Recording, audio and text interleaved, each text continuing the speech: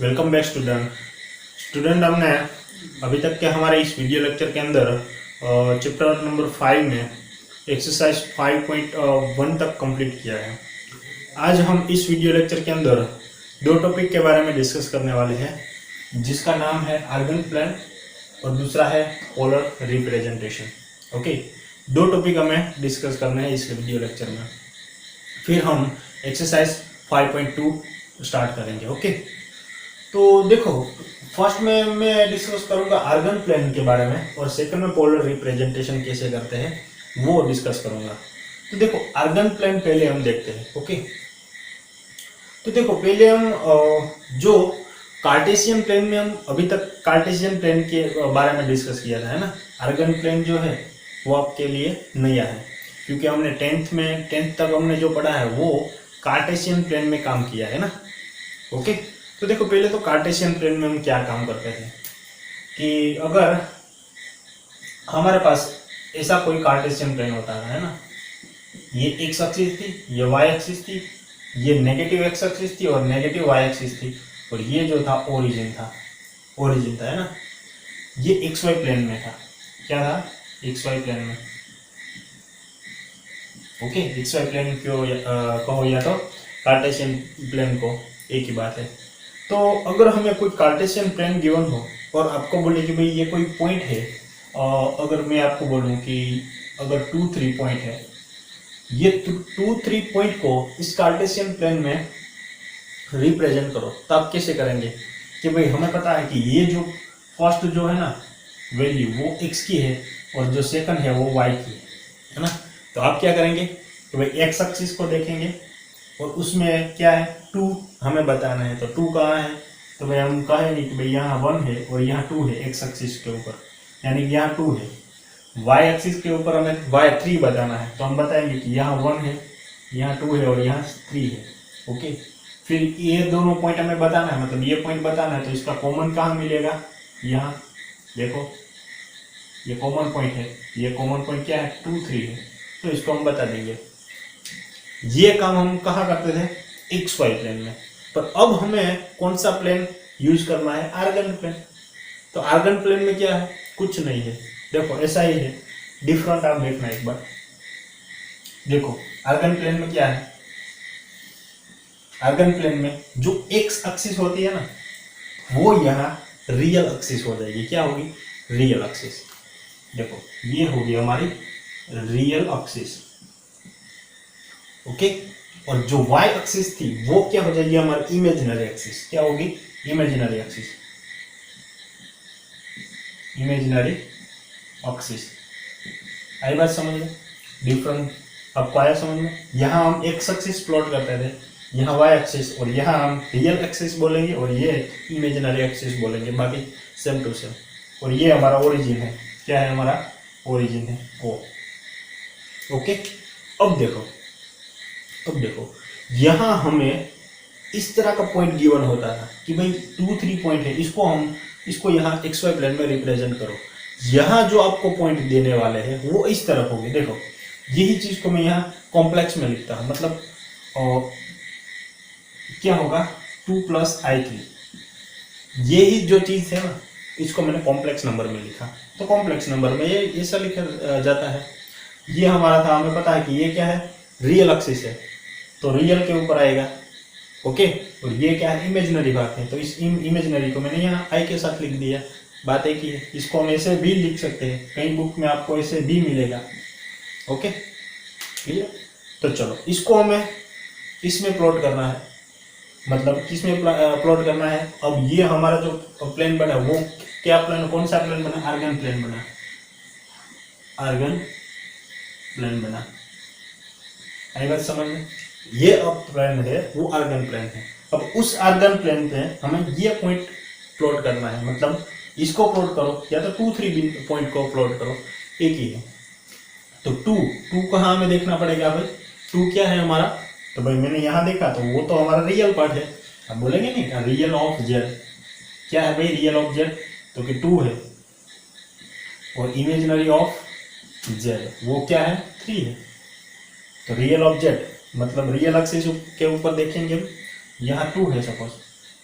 और इमेजिनरी, तो इमेजिनरी मेरी लाइन क्या है, वाई एक्सिस, तो वहाँ हम 3 लिखेंगे, सपोज यहाँ 3 है, ये दोनों कॉमन कहाँ मिलते हैं, यहाँ, तो ये मेरा हो जाएगा 2 3 पॉइंट। आई बात समझ में।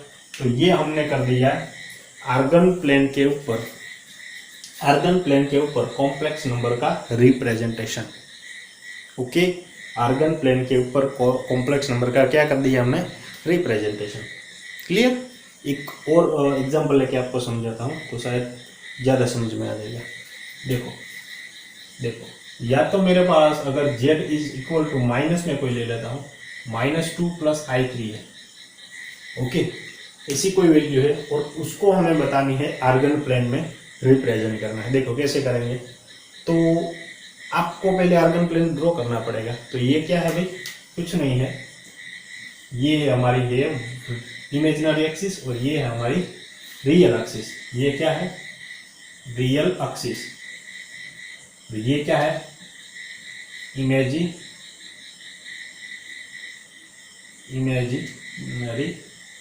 एक्सिस है। ओके, ये हमारी रियल एक्सिस और ये हमारी इमेजिनरी एक्सिस। तो चलो, रियल एक्सिस पे हमें -2 अपलोड करना है, प्लॉट करना है। ओके, -2 बताना है कि कहाँ है भाई। तो हमें पता है कि ओरिजिन के जो राइट हैंड साइड जो भी वैल्यूज है वो तो पॉजिटिव होती है, पर लेफ्ट हैंड साइड नेगेटिव होती है। तो हमें -2 बताना है, तो -2 यहाँ आएगा। और 3 क्या है, इमेजिनरी है पार्ट, है ना। तो इमेजिनरी पार्ट है तो उसको हमें वाई एक्सिस पे में दिखाना पड़ेगा। तो पॉजिटिव है ना, तो पॉजिटिव वाई एक्सिस के ऊपर जाएगा, या तो नेगेटिव होता तो मैं नीचे जाता, ये तो आपको पता ही होगा। तो 3 सपोज यहाँ है, तो ये दोनों कॉमन कहाँ मिलते हैं, यहाँ। तो ये क्या हो जाएगा मेरा कॉमन पॉइंट, -2, 3। या तो आप इसको ऐसे भी लिख सकते हो, z is equal to -2 + i3, ऐसे भी लिख सकते हो। ओके, जैसे आपकी मर्जी है। तो ये मेरा जो प्लेन बना ना, ये प्लेन बना आर्गन प्लेन। कौन सा बना, आर्गन प्लेन। आई बात समझ में आर्गन प्लेन के बारे में। अब एक चीज समझो, एक चीज समझो कि हमारा जो यहाँ से यहाँ तक का जो डिस्टेंस था ना, उसको बोलते थे हम r। क्या बोलते थे हम, r।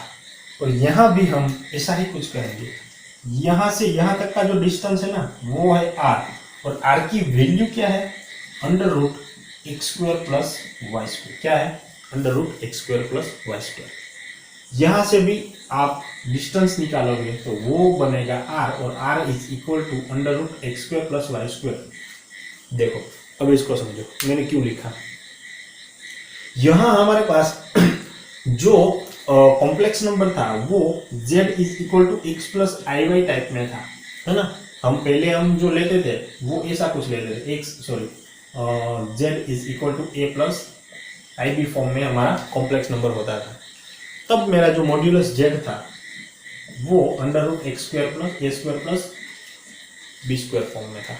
ओके, पर यहाँ देखो हमारा जो कॉम्प्लेक्स नंबर है x + iy फॉर्म में है।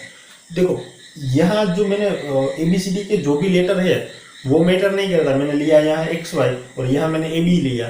ओके, वो मैटर नहीं करता। हमारा कॉम्प्लेक्स नंबर है वो ऑलवेज एक पार्ट उसका रियल होगा और एक पार्ट उसका इमेजिनरी होगा। ये दोनों का कॉम्बिनेशन से ही हमारा z बनता है, ये मैटर करता है। ये मैटर नहीं करता कि मैंने यहाँ x लिया, y लिया और यहाँ AB लिया तो वो अलग हो गया, अलग नहीं है, वो एक ही बात है। अगर मैं AB लेके अगर मैं काम करता हूँ तो √a² + b² आएगा, पर मैं xy लेके काम करूँ तो इसका मॉड्यूलस आएगा, इसका मॉड्यूलस वो √x² + y² आएगा। ओके, पर देखो ये r is equal to x² + y² है, z modulus of z is equal to bx² + y²। तो हम लिख सकते हैं r is equal to modulus of z is equal to √x² + y²। आई बात समझ में, यानी कि r और मॉड्यूलस ऑफ z, r और मॉड्यूलस ऑफ z एक ही है। Okay, r is equal to आप मॉड्यूलस z भी लिख सकते हो। आई बात समझ में, इजी। ओके, तो ये था हमारा आर्गन प्लेन। आर्गन प्लेन के बारे में डिस्कस किया। आर्गन प्लेन कुछ नहीं है, एक्स वाई प्लेन में हमें जो काम करना है वो ही हमें आर्गन प्लेन में काम करना है। पर डिफरेंट क्या है, हम यहाँ एक्स एक्सिस कहते हैं, यहाँ हमें रियल एक्सिस नाम देना है, यहाँ वाई एक्सिस है, यहाँ हमारी इमेजिनरी एक्सिस है। यहाँ हमें ऐसे पॉइंट मिलते थे 2 3, पर यहाँ हमें कॉम्प्लेक्स नंबर में पॉइंट मिलते हैं। देखो z इज इक्वल टू 2 3, मतलब ये 2 प्लस i3। ओके, तो हमें पता है कि फर्स्ट जो होता है वो रियल z होता है, सेकंड होता है वो इमेजिनरी z होता है। i के साथ जो भी है वो इमेजिनरी में होगा। तो हमें भाई real z is equal to 2 मिलता है, तो हमें कहाँ रियल लाइन पे देखना पड़ेगा, तो रियल एक्सिस का ही है भाई एक्स एक्सिस, तो यहाँ 2 रिप्रेजेंट करो, यहाँ 3 कॉमन पॉइंट मिलता है, इसको जोड़ दो तो उसका जो भी डिस्टेंस होगा वो r जितना होगा, और r is equal to under root x square plus y square है, या तो आप मॉड्यूलस ऑफ z भी बोल सकते हो। ओके, तो चलो फर्स्ट आर्गन प्लेन के बारे में लगभग आपको सब पता चल गया होगा। अब हमें दिखाना है कि पोलर रिप्रेजेंटेशन कैसे करते हैं। ओके, चलो इसके बारे में डिटेल से जानते हैं। चलो अब हमारा नेक्स्ट टॉपिक है polar representation of complex number. Okay, तो पोलर रिप्रेजेंटेशन हमें करना है किसका, कॉम्प्लेक्स नंबर का। तो पहले एक काम करते हैं, कॉम्प्लेक्स नंबर ले लेते हैं कोई भी। ओके, देखो अगर हमारे पास z is equal to x plus i y, ये फॉर्म में अगर कोई भी कॉम्प्लेक्स नंबर है तो हमें इसका, अगर देखो पोलर रिप्रेजेंटेशन बताना है तो कुछ नहीं बताना, देखो हमें क्या बताना पड़ेगा, एक बार ध्यान से देख लो। इसका हमें पोलर रिप्रेजेंटेशन करना है तो z x की जगह r cos थीटा ले लो प्लस i, y की जगह r sin थीटा ले लो। ये हो गया हमारा पोलर रिप्रेजेंटेशन, ये हमारा हो गया क्या, पोलर रिप्रेजेंटेशन। ओके, और उसमें से आप r कॉमन निकाल लो, देख लो r दोनों में है ना, तो r कॉमन निकाल देगो तो यहाँ बचेगा cos थीटा प्लस i, यहाँ बचेगा sin थीटा, है ना। z इज इक्वल टू, तो ये हमें जो मिला ना ये पोलर फॉर्म है। ओके, ये क्या है, पोलर फॉर्म है। और ये r और थीटा ये क्या है, पोलर कोऑर्डिनेट है। क्या है, polar coordinate, polar coordinate is equal to r and theta. क्या है, आर एन थीटा। ये तो मैंने जनरल बताया, अब हमें देखना है सब कुछ थियोरेटिकल पार्ट। पर हमें जब भी कोई कॉम्प्लेक्स नंबर गिवन होगा और उसका हमें पूछे कि भाई इसका पोलर रिप्रेजेंटेशन बताओ, तो हमें ऐसे बताना है ना। तो उसमें हमें एक तो आर फाइंड करना पड़ेगा, है ना, आर फाइंड करना पड़ेगा, और दूसरा थीटा फाइंड करना पड़ेगा। अगर हमें थीटा मिल जाता है तो कोस थीटा की वैल्यू यहाँ रख देंगे और साइन थीटा की वैल्यू यहाँ रख देंगे, तो हमें जो भी चीज मिलेगी वो पोलर फॉर्म में हो जाएगी। ओके, चलो तो अब हमें पता है एक चीज क्या कि भाई आर तो हम जानते हैं, है ना, पर ये थीटा क्या है। अब देखो इसको हम अच्छे से समझते हैं कि अगर हमारे पास कोई आर्गन प्लेन है, देखो ये हमारे पास आर्गन प्लेन है, ये है रियल एक्सिस और ये है इमेजिनरी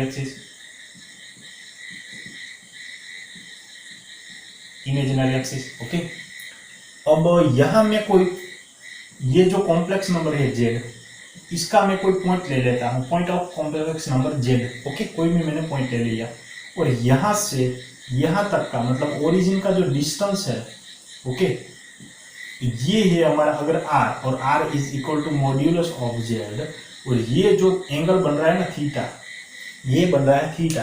तो इस आर्गन प्लेन का जो पोलर रिप्रेजेंटेशन होगा विथ जो उसका एंगल होगा थीटा, और जो मतलब उसका जो डिस्टेंस होगा r, तो वो इस तरफ का होगा कि z is equal to r cos theta plus i r sin theta. Okay, और z is equal to r अगर कॉमन निकालो तो cos theta plus sin theta. आई बात समझ में, ये हमारा पोलर रिप्रेजेंटेशन है। और आप एक चीज जानते हो, r, ओके, r जानते हो, we no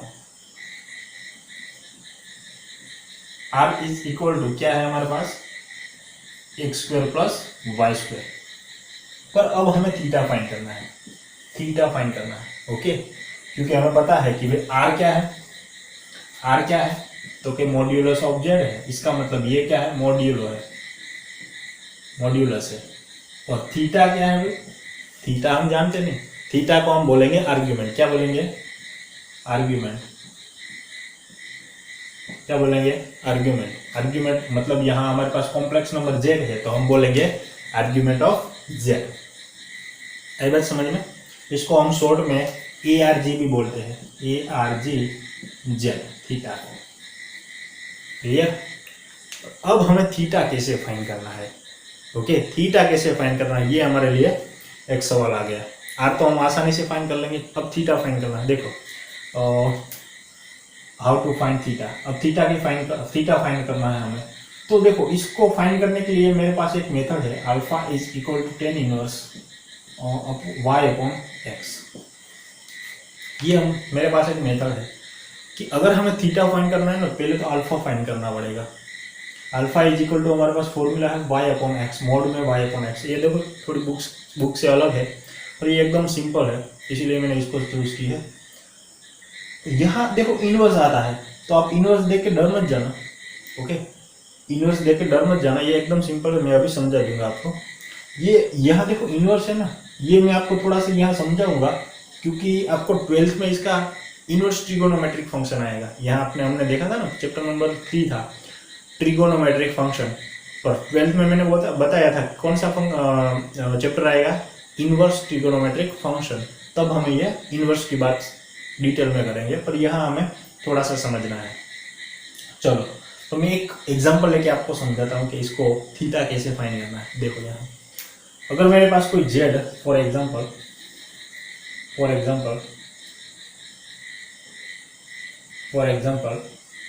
Z is equal to कोई √3 + i, सपोज मैंने ले लिया कोई रैंडमली। ओके, तो इसको मुझे पोलर फॉर्म में कन्वर्ट करना है ना, तो पोलर फॉर्म में कन्वर्ट करने के लिए मेरे पास क्या थे, z इज इक्वल टू इसका polar form, we know polar form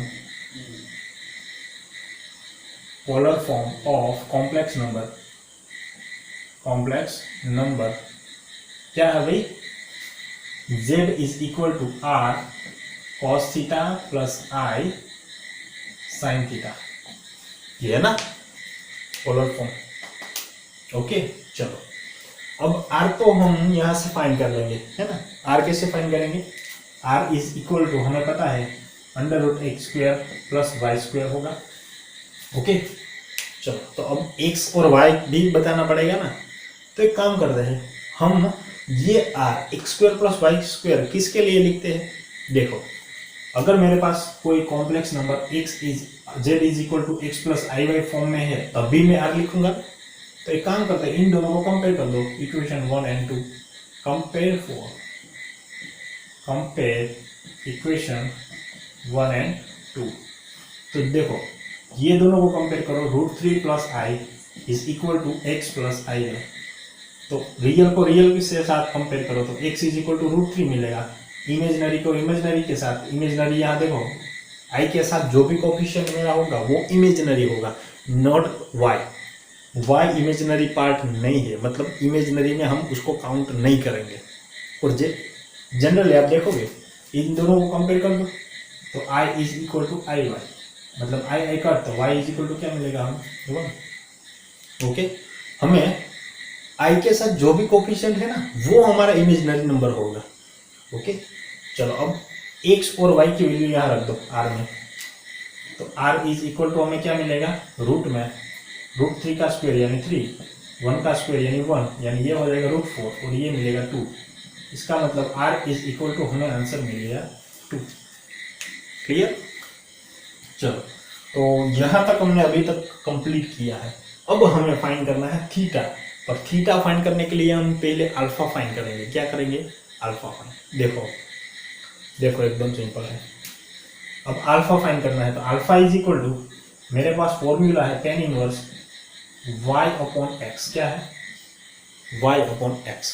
चलो अब वैल्यूज पुट करो तो ये हो जाएगा tan इनवर्स y की वैल्यू है √3 कहाँ गई, y की सॉरी 1 y 1 है ना, y की वैल्यू क्या है 1 और ये क्या है √3 है, x की वैल्यू क्या है √3 है। ओके तो चलो 10 में है अब। ओके ये मुझे आपको टॉपिक थोड़ा समझाना पड़ेगा। अब 10 इनवर्स 1/√3 का मतलब क्या होता है, 10 इनवर्स 1/√3 का मतलब ये होता है कि ऐसा कौन सा एंगल है 10 का, ऐसा कौन सा एंगल है कि जहां मुझे 1/√3 मिलेगा। 10 का ऐसा कौन सा एंगल है कि जहां मुझे क्या मिलेगा 1/√3 मिलेगा। तो कौन सा एंगल है भाई, पाई बाई 6 है ना। 10 पाई/6 की वैल्यू क्या आती है 10 पाई/6, नहीं पता तो ये पता कर लो, sin पाई/6 अपॉन cos पाई/6। sin पाई/6 की वैल्यू है 1/2, cos पाई/6 की है √3/2, 2 कट यानी 1/√3 है ना। इसका मतलब कि 10 पाई/6 इज इक्वल टू 1/√3। ओके तो देखो 10 को इस साइड जाने दो तो ये इनवर्स फंक्शन हो जाएगा ना, तो पाई/6 यहाँ रहेगा, 10 राइट हैंड साइड भेज दिए तो 10 इनवर्स हो जाएगा 1/√3 है ना। तो 10 इनवर्स 1/√3 इज इक्वल टू, मैं लिख सकता हूँ पाई/6। क्लियर, ये आप साइड में नोट कर लेना, मैं इसको हटा देता हूँ क्योंकि स्पेस कम है। ओके चलो मैं इसको हटा देता हूँ। इसका मतलब हमें अल्फा इज इक्वल टू क्या मिल गया, अल्फा इज इक्वल टू पाई/6 मिल गया। अब देखो बात, अब काम अब शुरू होता है। अल्फा तो हमें मिल गया, यहाँ तक हम पहुँच गए। अब हमें बताना है कि हमें अगर थीटा फाइंड करना है तो थीटा फाइंड करने के लिए हमें एक चीज़ हमें बतानी पड़ेगी कि अगर हमारा जो कॉम्प्लेक्स नंबर है, हमें जो कॉम्प्लेक्स नंबर गिवन है वो अगर कॉम्प्लेक्स नंबर फर्स्ट क्वाड्रेंट में है, तो हमारा जो थीटा है ना वो अल्फा जितना होगा। एक बार खाली समझ लो, खाली देख लो फिर समझते हैं। अगर हमारा कॉम्प्लेक्स नंबर सेकंड क्वाड्रेंट में है तब मेरा थीटा कैसा होगा, पाई माइनस अल्फा जितना होगा। अगर मेरा कॉम्प्लेक्स नंबर थर्ड क्वाड्रेंट में है तब मेरा जो थीटा है ना, कुछ नहीं करना, इसको माइनस लगा दो, आगे माइनस लगा दो, देखो पाई माइनस अल्फा है ना, इसको माइनस लगा दो तो ये हो जाएगा थर्ड क्वाड्रेंट की वैल्यू, थीटा हो जाएगा। और इसको माइनस लगा दो तो ये फोर्थ क्वाड्रेंट का हो जाएगा, मतलब theta is equal to minus alpha, तो ये हो जाएगा फोर्थ क्वाड्रेंट। क्या हो जाएगा, फोर्थ क्वाड्रेंट। अब क्वाड्रेंट कैसे पता करें कि हमारी जो कॉम्प्लेक्स नंबर है वो फर्स्ट में, सेकंड में, थर्ड में है कि फोर्थ में, तो देखना है हमें। यहाँ देखो, यहाँ √3, तो √3 क्या है हमारा, रियल एक्सिस है ना, मतलब पॉजिटिव है। और यहाँ 1, तो 1 क्या है, इमेजिनरी नंबर, तो इमेजिनरी नंबर में भी पॉजिटिव, इसका मतलब दोनों पॉइंट कहाँ आता है, इस क्वाड्रेंट में है ना। √3 एक्स एक्सिस मतलब यहाँ समथिंग होगा और 1 यहाँ होगा, इसका मतलब यहाँ कहीं पॉइंट मिलेगा, इसका मतलब ये फर्स्ट क्वाड्रेंट में है। देखो ये जो फर्स्ट मेरा है ना, फर्स्ट वो एक्स एक्सिस की चीज है और सेकंड है वो एक्स वाई एक्सिस की, वो भी पॉजिटिव अगर है, एक्स एक्सिस और वाई एक्सिस दोनों पॉजिटिव है तो मुझे फर्स्ट क्वाड्रेंट देगा। यहाँ मेरा एक्स एक्सिस नेगेटिव है, ओके, तो ये एक्स एक्सिस नेगेटिव है और वाई एक्सिस क्या है, पॉजिटिव है। अगर ये मुझे कॉम्प्लेक्स नंबर देता है तो मेरा सेकंड क्वाड्रेंट बनेगा। अगर यहाँ दोनों देखो, एक्स एक्सिस भी नेगेटिव, वाई एक्सिस भी नेगेटिव, तो ये हो जाएगा दोनों नेगेटिव। अगर दोनों नेगेटिव है तो थर्ड क्वाड्रेंट, और यहाँ एक्स एक्सिस पॉजिटिव है, वाई एक्सिस नेगेटिव है, तो ये हो जाएगा फोर्थ क्वाड्रेंट। ओके, क्वाड्रेंट आप नक्की कर सकते हो। तो अब देखो मेरा जो क्वेश्चन है उसमें क्या है, एक्स एक्सिस पॉजिटिव है, वाई एक्सिस भी पॉजिटिव है, तो ये फर्स्ट क्वाड्रेंट है। इसका मतलब हम यहाँ लिखेंगे कि z इज इक्वल टू क्या है, √3 + i बिलोंग अथवा तो lies in first quadrant. So theta is equal to क्या होगा, अल्फा, और अल्फा की वैल्यू है पाई/6। इसका मतलब थीटा या तो आप इसको क्या बोलेंगे, theta is equal to argument भी बोल सकते हैं, argument of z is equal to π/6। यही बात समझ में। अब देखो थीटा की वैल्यू यहाँ रख दो π/6 और r की वैल्यू 2 रख दो, तो जो भी आपका आंसर मिलेगा वो क्या हो जाएगा, पोलर रिप्रेजेंटेशन। यही बात समझ में, क्लियर। तो हमें क्या करना है पोलर रिप्रेजेंटेशन में, कि भाई हमें पहले r नक्की करना है। पोलर रिप्रेजेंटेशन हमारा ऐसा होता है कि हमें पता है, अब r तो आप डायरेक्ट फाइंड कर सकोगे यहाँ से x और y नक्की करके। थीटा कैसे फाइंड करेंगे, फर्स्ट तो हम अल्फा निकालेंगे, फिर अल्फा निकाल के हम देखेंगे कि अगर हमारा, देखो थीटा कैसे नक्की करेंगे, थीटा या तो आप आर्ग्यूमेंट ऑफ z भी बोलेंगे, वो अगर फर्स्ट क्वाड्रेंट में है या तो सेकंड क्वाड्रेंट में है अल्फा, है ना। अल्फा अगर फर्स्ट क्वाड्रेंट में है तो मेरा थीटा क्या होगा, theta is equal to alpha होगा।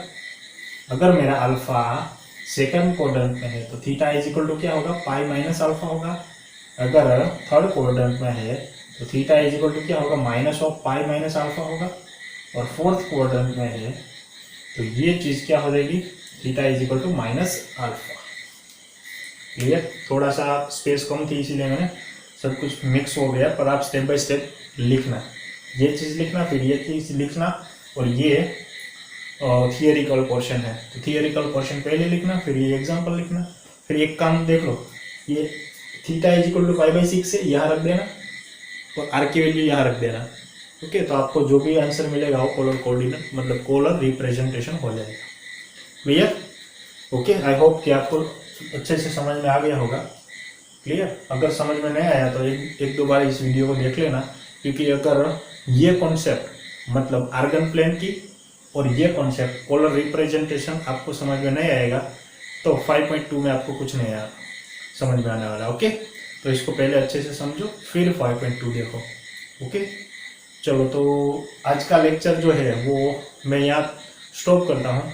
आगे के लेक्चर में हम एक्सरसाइज सॉल्व करेंगे। ओके, चलो।